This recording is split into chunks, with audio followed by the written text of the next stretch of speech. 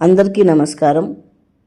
గత కొంతకాలంగా మనము వార్తాపత్రికల్లో అవ్వచ్చు లేదా సోషల్ మీడియా ద్వారా కావచ్చు, వృద్ధులకి సీనియర్ సిటిజన్ కార్డ్ అనేది ప్రభుత్వం జారీ చేస్తూ ఉంది అన్నది తెలుసుకుంటూ ఉన్నాం. ఇప్పుడు ఏంటంటే సీనియర్ సిటిజన్ కార్డ్ని అప్లై చేసుకునే అవకాశం అయితే ఇప్పుడు గ్రామ వార్డు సచివాలయాల్లోనూ మరియు దివ్యాంగులు మరియు సీనియర్ సిటిజన్స్ సంబంధించిన ప్రభుత్వ సంస్థల్లోనూ దీనికోసం అయితే ఇప్పుడు అప్లికేషన్స్ అయితే తీసుకుంటూ ఉన్నారు. ఈరోజు మనము అసలు ఈ సీనియర్ సిటిజన్ కార్డు తీసుకోవడం వల్ల ఉపయోగాలేమి, దీనికి ఎలా అప్లై చేయాలి, అప్లై చేయాల్సిన దానికి కావాల్సిన డాక్యుమెంట్స్ ఏమి అన్నవి పూర్తి వివరాలు మనము ఈ వీడియో ద్వారా తెలుసుకుంటాం. కాబట్టి ఎవరైతే వృద్ధులు 60 సంవత్సరాలు పైబడి ఉన్నారో, మగవాళ్ళు, ఆడవాళ్ళు అయితే 58 పైన ఉన్నారో వాళ్ళందరూ ఈ వీడియో చూడండి. ఒకవేళ మీ ఇంట్లో కానీ సీనియర్ సిటిజన్స్ ఉన్నట్లయితే ఖచ్చితంగా మీరు కూడా ఈ వీడియో చూడండి. ఈ కార్డు వల్ల ఉపయోగాలు కానీ మీరు కానీ తెలుసుకున్నట్లయితే అత్యంత సులభంగా ఈ కార్డుకి అప్లై చేసుకోవచ్చును. ఇక మనము వివరాల్లోకి వెళ్తాం. ఈ కార్డు వల్ల అసలు ఉపయోగాలు ఏమిటి అన్నది తెలుసుకుంటాం క్లుప్తంగా. మీరు కానీ మా ఛానల్ని ఫస్ట్ టైం చూస్తుంటే ఖచ్చితంగా సబ్స్క్రైబ్ చేసి బెల్ ఐకాన్ ప్రెస్ చేసినట్లయితే మా నుంచి వచ్చే ప్రతి ఒక్క వీడియో కూడా మీకు నోటిఫికేషన్ రూపంలో వస్తుంది. ఇక వీడియోలోకి వెళ్తే, సీనియర్ సిటిజన్ కార్డు కానీ ఉంటే మీకు బోలెడన్ని ప్రయోజనాలు మీ చేతిలో ఉన్నట్లే. ఈ కార్డు దేశవ్యాప్తంగా ఎక్కడైనా కూడా సేవలు ఈ కార్డు ద్వారా అయితే మీరు పొందవచ్చును. వయసు ధృవీకరణకు ఆధారు, ఇతర ప్రభుత్వ గుర్తింపు పత్రాలు చూపించాల్సిన అవసరం లేకుండానే ఈ సీనియర్ సిటిజన్ కార్డుని చూపించి మీరు రాష్ట్ర ప్రభుత్వం కానీ లేదా కేంద్ర ప్రభుత్వం కానీ ఇస్తున్న బెనిఫిట్స్ అన్నిటినీ కూడా పొందవచ్చును. ఈ సీనియర్ సిటిజన్ కార్డు ఉండడం వల్ల మీకు ముదిమి వయసులో కన్నబిడ్డల నిరాధారణకు గురైన వారికి, ఏ ఆధారము లేని అనాథ వృద్ధులకు ఆశ్రమాల్లో సేవలు పొందేందుకు కూడా ఈ సీనియర్ సిటిజన్ కార్డు అనేది ఉపయోగపడుతుంది. ఈ సీనియర్ సిటిజన్ కార్డు ఉండడం వల్ల మీకు ఆర్టీసీ బస్సుల్లో 25% టికెట్పై రాయితీ ఉంటుంది. ఇది దేశవ్యాప్తంగా కూడా వర్తిస్తుంది. ఇది ఏ తెలంగాణకో ఏ ఆంధ్రప్రదేశ్కో మినహాయింపు కాదు. ప్రతి ఒక్క రాష్ట్రంలో మీరు ఎక్కడ ట్రావెల్ చేయాలనుకున్నా కూడా సరే సీనియర్ సిటిజన్స్కి 25% రాయితీ అనేది ఉంటుంది. దూర ప్రాంతాలే కాకుండా ఇతర ఆర్టీసీ సర్వీసులు అన్నింటిలోనూ కూడా వృద్ధులకి 2 సీట్లు కూడా కేటాయించబడి ఉంటుందన్నమాట. అంతేకాకుండా రైళ్లల్లో అయితే వయోవృద్ధులకు ప్రత్యేకంగా టికెట్ కౌంటర్లు ఉంటాయి. అవసరమైన వాళ్ళు వినియోగించుకునేందుకు వీల్చైర్ సదుపాయం కూడా ఉంటుంది. 60 సంవత్సరాలు దాటిన వృద్ధులు, 45 ఏళ్ళు పైగా వయసుబడిన ఒంటరిగా ప్రయాణిస్తున్న మహిళలకు, గర్భిణులకు లోయర్ బెర్తుల రిజర్వేషన్ కూడా ఉంది. దీంతోపాటు ఒక్కో స్లీపర్ కోచ్లో 6 బెర్తులు వీళ్ళకి కేటాయిస్తారు. థర్డ్ ఏసీలో 4 బెర్తులు, సెకండ్ ఏసీలో 3 బెర్తులు రిజర్వ్ చేస్తారు సీనియర్ సిటిజన్స్కి. వీరిలో ఎవరు ముందుగా రిజర్వేషన్ చేసుకుంటే వాళ్ళకి ఈ బెర్తులను ఇస్తారు. బస్సులు, రైలులోనే కాకుండా పాస్పోర్ట్ సేవల్లో కూడా వీళ్ళకి ఫీజు తగ్గిస్తారు. 60 ఏళ్ళు దాటిన వారికి కొత్త పాస్పోర్ట్ కోసం స్లాట్ బుక్ చేసుకుంటే ఫీజులో 10% తగ్గింపు ఉంటుంది. సాధారణ పౌరులకు ఫీజు 1500 కాగా వృద్ధులకు 1350 మాత్రమే చెల్లించాల్సి ఉంటుంది. పాస్పోర్ట్ సేవా కేంద్రాల్లో వృద్ధులకు ప్రత్యేకంగా టోకన్లు జారీ చేస్తారు. ప్రాధాన్యత క్రమంలో ప్రక్రియ వేగంగా పూర్తయ్యేలా చర్యలు కూడా తీసుకుంటారు. అంతేకాకుండా కోర్టు కేసులకు తేదీలు కేటాయింపులో కూడా వీళ్ళకి మొదట ప్రిఫరెన్స్ అయితే ఇవ్వడం జరుగుతుంది. సీనియర్ సిటిజన్లకు సంబంధించిన కేసుల విచారణ విషయాల్లో న్యాయస్థానాలు ప్రాధాన్యమిస్తాయి. వారు లేఖ రాసిన లేదా విచారణ సందర్భంగా పిటిషనర్ల తరపు న్యాయవాదులు కోరిన వారి కేసులకు ప్రత్యేక విచారణ తేదీలు కేటాయిస్తారు. బ్యాంకు సేవల్లో కూడా వీళ్ళకి చాలా రాయితీలైతే ఉంటుంది. సీనియర్ సిటిజన్స్ బ్యాంకుల్లో వాళ్ళకి ప్రత్యేక వరుసలు కూడా ఉంటుంది. సీనియర్ సిటిజన్స్కి సపరేట్ వరుస ఉంటుంది, క్యూ లైన్ ఉంటుంది. కొన్ని బ్యాంకుల్లో అయితే ప్రత్యేక కౌంటర్లు కూడా ఉంటుంది. సర్వీసుల్లో కూడా సీనియర్ సిటిజన్స్కి ప్రాధాన్యత ఇస్తారు. ఫిక్స్డ్ డిపాజిట్ల పైన 60 నుంచి 70 ఏళ్ల మధ్య ఉన్నవారికి ఇతరుల కంటే అదనపు 8.5% వడ్డీ రేటు లభిస్తుంది. 80 ఏళ్లు పైబడిన వారికి 1% వడ్డీ రేటు లభిస్తుంది ఫిక్స్డ్ డిపాజిట్స్లో. కొన్ని బ్యాంకుల్లో సీనియర్ సిటిజన్ సేవింగ్స్ స్కీమ్స్లో 80 ఏళ్లు పైబడిన వారికి 8.5% వడ్డీ రేటు లభిస్తుంది. అదే 60 నుంచి 79 ఏళ్ల మధ్య ఉన్న వాళ్ళకి 7.9% వడ్డీ రేటు లభిస్తుంది. కొన్ని ప్రైవేటు బ్యాంకుల్లో డెబిట్ కార్డుపై ఫీజు మినహాయింపు వర్తిస్తుంది. ఏటీఎంల ద్వారా డబ్బు తీసుకునేందుకు ఉన్న అవకాశాల పరిమితి ఇతరుల కంటే ఎక్కువగా ఉంటుంది. దీంతో పాటు ప్రయాణంలో రాయితీలు, దాంతోపాటు వైద్య సదుపాయాలు కూడా ఉంటుంది. ఆసుపత్రుల్లో ప్రత్యేక క్యూలు, రాయితీలకు అవకాశం కూడా ఉంటుంది. మందులకి మరియు డయాగ్నోస్టిక్ టెస్టులకు కూడా వీళ్ళకు ధరలు తగ్గిస్తారు. చూశారు కదండి, ఈ సీనియర్ సిటిజన్ కార్డ్ ఉండడం వల్ల ఎన్ని ఉపయోగాలు. దీంతోపాటు ప్రభుత్వం ఇస్తున్న సోషల్ సెక్యూరిటీ పెన్షన్స్కి కానీ, ఓల్డ్ ఏజ్ పెన్షన్స్కి కానీ, Indira Gandhi national old age pension scheme అటువంటి పథకాలన్నిటికీ కూడా ఈ సీనియర్ సిటిజన్ కార్డుని పెట్టుకొని మీరు అప్లై అయితే చేసుకోవచ్చు. దీంతోపాటు మ్యూజియంస్కి వెళ్ళినా, సినిమా హాళ్ళకు వెళ్ళినా, పార్కుల్లో కానీ ప్రవేశ ఫీజుల్లో వీళ్ళకి సీనియర్ సిటిజన్స్కి రాయితీ అనేది ఉంటుంది. లైఫ్ ఇన్సూరెన్స్ ప్రీమియంలో కూడా వీళ్ళకి తగ్గింపు ఉంటుంది. కాబట్టి ఎవరైతే సీనియర్ సిటిజన్స్ ఉన్నారో, మహిళలైతే 58 సంవత్సరాలు పైబడిన వాళ్ళు, పురుషులైతే 60 సంవత్సరాలు పైబడిన వాళ్ళు ఖచ్చితంగా ఈ సీనియర్ సిటిజన్ కార్డ్స్ని అయితే తీసుకోండి. ఈ సీనియర్ సిటిజన్ కార్డ్ని ప్రతి ఒక్కరికి అందుబాటులోకి తీసుకొని రావడానికి ఒక ముఖ్య ఉద్దేశం ఏమిటంటే, వృద్ధుల ఆర్థిక స్వాతంత్రాన్ని పెంపొందించడం కోసము, ఆరోగ్య భద్రతను ఇవ్వడం కోసమని ప్రభుత్వ పథకాలను ఈ సీనియర్ సిటిజన్స్కి మరింత అందుబాటులోకి తీసుకొని రావడం కోసమని అత్యంత సులభంగా ఈ సీనియర్ సిటిజన్ కార్డ్స్ని ఈ ప్రజలకు, వృద్ధులకు ఇవ్వడం జరుగుతుంది. ఇప్పుడు మనము సీనియర్ సిటిజన్ కార్డుకి ఎలా అప్లై చేసుకోవాలి, ఎక్కడ అప్లై చేసుకోవాలి అన్నది చూద్దాం.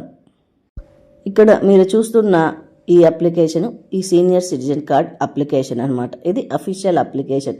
మీరు ఈ అప్లికేషన్ ద్వారానే సీనియర్ సిటిజన్ కార్డుకి అప్లై చేయవలసి ఉంటుంది. ఈ సీనియర్ సిటిజన్ కార్డుకి అప్లై ఎక్కడ చేసుకోవాలి అంటే, ఏపీ రాష్ట్ర ప్రభుత్వము గ్రామ వార్డు సచివాలయాల్లో అప్లై చేసుకోవచ్చని చెప్పింది.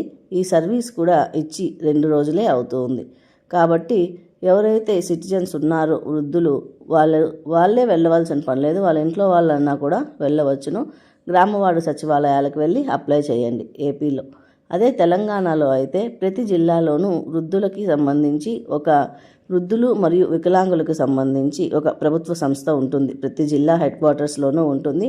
అక్కడ కూడా వెళ్ళి తెలంగాణ వాళ్ళు అప్లై చేయవచ్చు. ఈవెన్ ఏపీ వాళ్ళు కూడా ఈ ప్రభుత్వ సంస్థల్లో దివ్యాంగులు మరియు వృద్ధులకు సంబంధించిన సంస్థలు ఉంటాయి, ప్రభుత్వ సంస్థలు ఉంటుంది ప్రతి ఒక్క జిల్లా క్వార్టర్స్లో. అక్కడికి వెళ్ళి ఆఫ్లైన్లో కూడా అప్లై చేసుకోవచ్చును.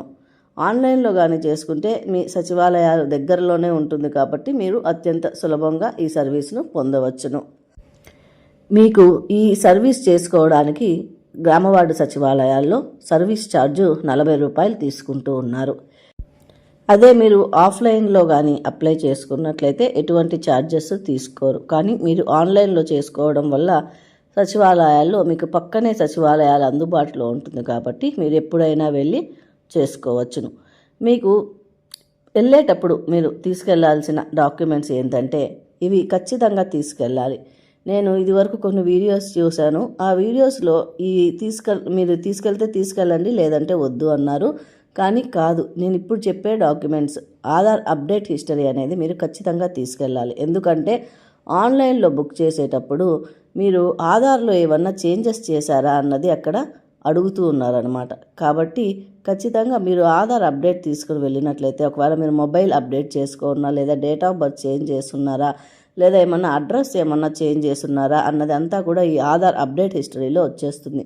ఏ ఇంటర్నెట్ షాప్కి వెళ్ళినా కూడా అప్డేట్ హిస్టరీ అని అడిగితే 10-15 రూపాయలు అడిగితే ఆధార్ అప్డేట్ హిస్టరీ అని అడిగితే ఇచ్చేస్తారనమాట. లేదా మీరు ఫోన్లో కూడా అత్యంత సులభంగా కూడా దాన్ని డౌన్లోడ్ చేసుకోవచ్చు. మీరు వెళ్ళేటప్పుడు ఖచ్చితంగా మీ ఆధార్ కార్డు, మీ Aadhaar update history, passport size ఫోటోని ఖచ్చితంగా తీసుకుని వెళ్ళండి. ఎందుకంటే ఇవి ఖచ్చితంగా స్కాన్ చేసి అప్లోడ్ చేయవలసి ఉంటుంది. ఆధార్ అప్డేట్ హిస్టరీ దీంతో పాటు మీరు బ్లడ్ గ్రూప్ కూడా ఏది అన్నది ఖచ్చితంగా తెలుసుకొని ఉండాలి. బ్లడ్ గ్రూప్ కూడా అడుగుతారు. సో ఇవన్నీ ఖచ్చితంగా వెళ్ళేటప్పుడు మీరు 40 రూపాయలు మరియు మీ Aadhaar card, Aadhaar update history మరియు మీ పాస్పోర్ట్ సైజ్ ఫోటోని ఈ 4ని ఖచ్చితంగా తీసుకుని వెళ్ళాలి. ఇక మనము ఈ అప్లికేషన్లో అసలు ఏం అడిగారు అన్నది చూద్దాం. మీరు గ్రామ వార్డు సచివాలయాలకు వెళ్ళినట్లయితే ఈ అప్లికేషను మీకు అక్కడ ఫ్రీగానే ఇస్తారు. ఇక్కడ మీరు ఫిల్ చేయాల్సింది ఏంటంటే ఫుల్ నేమ్, మీరు క్యాపిటల్ లెటర్స్లో మీ పేరుని మీ ఆధార్ కార్డులో ఏ విధంగా ఉందో ఆ విధంగా రాయండి. అదేవిధంగా కింద ఆధార్ నెంబర్ అడుగుతారు, ఆధార్ నెంబర్ రాయండి. తర్వాత ఫాదర్ నేమ్ కానీ హస్బెండ్ నేమ్ కానీ రాయండి. తర్వాత జెండర్, మీరు అప్లై చేస్తున్న వాళ్ళు మేల్ అయితే మేలు, ఫీమేల్ అయితే ఫీమేల్, ట్రాన్స్జెండర్ అయితే ట్రాన్స్జెండర్ రాయండి. తర్వాత డేట్ ఆఫ్ బర్త్, మీ ఆధార్లో డేట్ ఆఫ్ బర్త్ ఏ విధంగా ఉందో ఆ విధంగా రాయండి.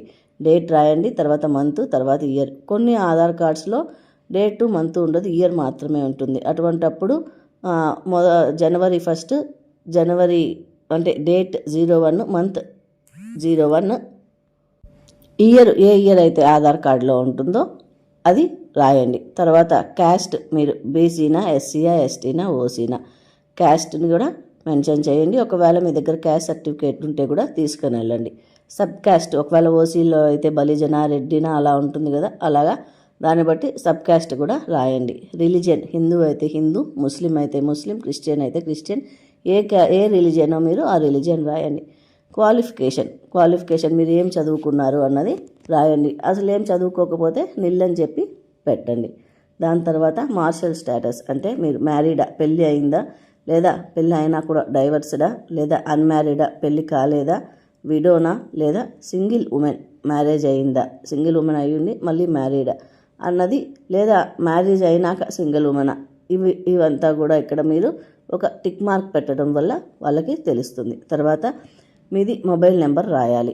ఒకవేళ మీకు మొబైల్కి వాట్సాప్ ఉన్నట్లయితే పక్కన ఎస్సా నోనా అని అడిగితే ఉన్నట్లయితే ఎస్ పెట్టండి, లేదంటే నో అని చెప్పి పెట్టండి. తర్వాత అడ్రస్, ప్రస్తుతం మీరున్న అడ్రస్ మరియు పర్మనెంట్ అడ్రస్ 2 రాయండి. పర్మనెంట్ అడ్రస్ మీ ఆధార్లో ఏదైతే ఉందో ఆ అడ్రస్ ఖచ్చితంగా రాయండి. ప్రజెంట్ అడ్రస్ కూడా రాయండి. తర్వాత బ్లడ్ గ్రూప్, అంటే ఏ గ్రూప్ మీది, బ్లడ్ ఏ గ్రూప్ ఉన్నది అన్నది ముందుగా తెలుసుకొని వెళ్ళండి.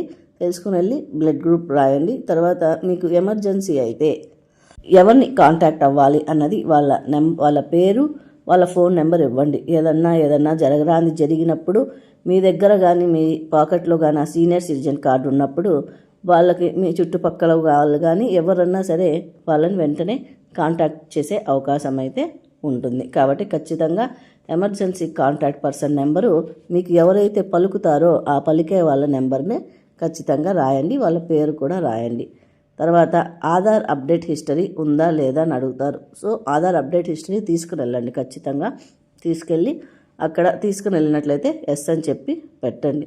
ఎవరికి ఉండదంటే Aadhaar update history mobile number ఎవరికైతే లింక్ అయి ఉండదో వాళ్ళకు ఉండదన్నమాట. ఒకవేళ మీకు మొబైల్ నెంబర్ లింక్ కాకుండా ఉంటే వెంటనే లింక్ చేసుకొని మళ్ళీ ఆధార్ అప్డేట్ హిస్టరీ తీసుకొని తర్వాత మీరు సచివాలయాలకు వెళ్ళి మీరు సీనియర్ సిటిజన్ కార్డుకి అప్లై చేయండి. ఆధార్ అప్డేట్స్ ఎప్పుడు అంటే ఈ ఆధార్ సర్వీసెస్ కూడా తరచూ గవర్నమెంట్ ఇస్తూనే ఉన్నది, సచివాలయాల్లో కూడా ఇస్తూ ఉన్నది. మీరు ఎప్పుడైతే మీ దగ్గర సచివాలయాల్లో ఆధార్ సెంటర్ పెడతారో అప్పుడు వెళ్ళి మీరు అప్డేట్ కూడా చేసుకోవచ్చును. ఆథెంటికేషన్ టైప్, ఓటీపీ చెప్పడం ద్వారా మీకు ఆథెంటికేషన్ ఇస్తారా లేదా బయోమెట్రిక్ ఫింగర్స్ పెడతారా అన్నది అడుగుతారు. దాన్ని కూడా టిక్ మార్క్ పెట్టండి. ఒకవేళ మీకు ఫింగర్స్ బాగా పడుతూ ఉంటే బయోమెట్రిక్ పెట్టండి. అంటే పెద్దవాళ్ళకి చాలా మటుకు ఫింగర్స్ పడవు అనమాట. కాబట్టి వాళ్ళకి ఓటీపీ ఆప్షన్ ఉంటుంది. ఒకవేళ ఆధార్కి కానీ మొబైల్ నెంబర్ లింక్ అయి ఉంటే ఓటీపీ ద్వారా పెట్టుకోవచ్చును. సో ఇదండి పూర్తి డీటెయిల్స్ సీనియర్ సిటిజన్ కార్డుకి సంబంధించి. దీనిపైన ఇంకేదన్నా డౌట్స్ ఉన్నట్లయితే మీరు కామెంట్స్ రూపంలో అడిగినట్లయితే నాకు తెలిసినంత వరకు నేను మీకు రెస్పాండ్ అవుతాను. మీకు ఈ వీడియో నచ్చినట్లయితే ఖచ్చితంగా లైక్ చేయండి, ఇతరులకి షేర్ చేయండి. మీరు షేర్ చేయడం వల్ల చాలామంది వృద్ధులకైతే ఇది చాలా యూస్ఫుల్గా ఉంటుంది. Thank you very much.